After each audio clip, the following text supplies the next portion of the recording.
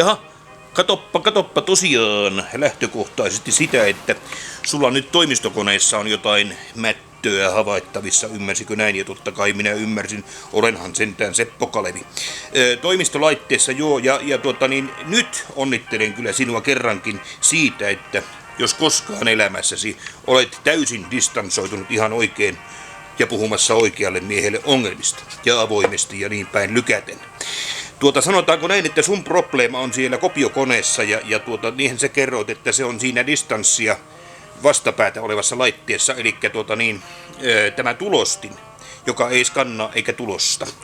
Ei hätää. Mä sanon tähän ei hätää. Mä ihan oikein siis sanomalla sanon, että nyt tehdään sellainen temppu, että lasketaan hengitys tietylle levelille, eli tasolle niin muodoin, että älä hermostu. Se on se pointti. That's the point, you know, niin kuin englannissa asia tuumattaisiin. Meidän täytyy nyt talona ottaa tähän niin paljon distanssia ja kantaa, että tulemme niin muodoin tätä taustaa vasten asian hyväksymään. Mä sanon näin, että nyt tehdään akuutti ratkaisu, sellainen niin kuin sanotaan ihan alustava, pikainen ratkaisu, joka on varmasti sulle se oikea ja ainoa tässä kohtaa. Se sun konehan nyt on sellainen, joka on vähän tuurilla ja tuurilla käyvä, että voi kun se olisi vuodenkaan uudempi kone, voi kun se olisi vuodenkaan uudempi kone, niin mä väitän, että sulla olisi idioottivarma kone käytössä.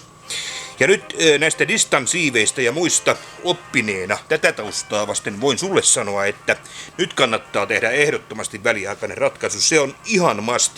Todella niin kuin tosiaan sanotaan ihan must. Ja korjaus, nyt lähdetään sen aikatauluttamisesta, niin timetablataan se näin, että tuossa elojoulukuussa periaatteessa kyllä ja käytännössäkin varmaan you know, I know, get you, mies viestä vastaan mäntymän tilanteessa tehdään. Älä tyydy distanssiin, vaan hanki tolkkua toimistoon. Canon, tolkkuatoimistoon.fi.